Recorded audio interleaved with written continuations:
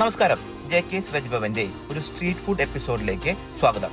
ഗുരുവായൂരിലെ പടിഞ്ഞാറയിലുള്ള അപ്പാസ് തിയേറ്ററിന്റെ സൈഡിലായിട്ട് ഒരു വണ്ടിയിലുള്ള ഒരു തട്ടുകടയാണ് നിങ്ങളെ ഞാൻ പരിചയപ്പെടുന്നത്. ഇവർക്ക് മെയിൻലി 3 ടൈപ്പ് ഓഫ് ഇഡ്ഡലികളാണ് ഇവരുടെ മെയിൻ ഫുഡായിട്ട് കൊടുക്കുന്നത്.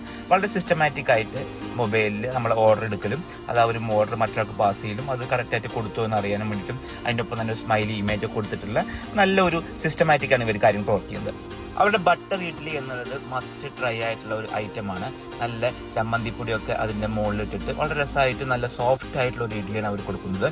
അതിനൊപ്പം തന്നെ ചില ഡിലേ അവരുടെ സപ്ലൈക്ക് കാണുന്നുണ്ട്. അത് അവർ സിസ്റ്റമാറ്റിക്കായി ചെയ്യുന്നതിൻ്റെ ഒരു ഡിലേ ആയിട്ട് മാത്രമേ കാണാൻ പറ്റുള്ളൂ. നല്ല തിരക്കും അനുഭവപ്പെടുന്നുണ്ട്.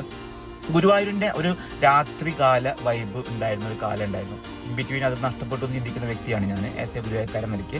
ഇപ്പോൾ അത് തിരിച്ചു വന്നുകൊണ്ടിരിക്കുന്ന ഒരു രീതിയും ഇവിടെ കാണുന്നുണ്ട്. ഈ മെറ്റഡോറും എനിക്കുമായിട്ട് നല്ലൊരു ബന്ധമുണ്ട്. കാരണം പണ്ട് ഞാനും ഇങ്ങനെ ഒരു മെറ്റഡോർ വണ്ടിയിൽ ഈ ഫുഡ് സപ്ലൈ ചെയ്യുന്ന ഒരു പരിപാടി എനിക്കും ഉണ്ടായിരുന്നു. അതിനൊപ്പം തന്നെ 2 ഹോട്ടൽസും വേറെ ഉണ്ടായിരുന്നു. ഇതൊക്കെ കാണുമ്പോൾ എൻ്റെ ആ പഴയ ഓർമ്മകളിലേക്ക് ഈ ചിത്രങ്ങൾ എന്നെ കൊണ്ടുപോകുകയുണ്ടായി.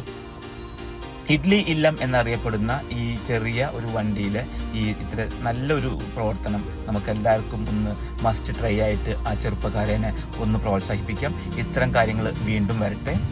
അതിനൊപ്പം തന്നെ ഒട്ടേറെ ഫാമിലികൾ വന്ന് കഴിക്കുന്ന ഒരു സ്ഥലമാണ്. അതുകൊണ്ട് ഗുരുവായൂർ പോലീസിൻ്റെ സേഫ്റ്റി കാര്യങ്ങൾക്ക് ഒന്നും കൂടി മുൻഗണന നൽകണമെന്നുള്ള ഒരു അപേക്ഷ കൂടി വെക്കുകയാണ്.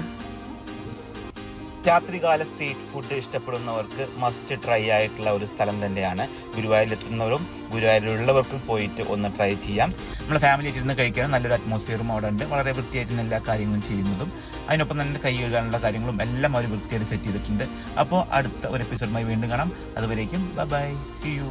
പോട്ടെ വണ്ടി.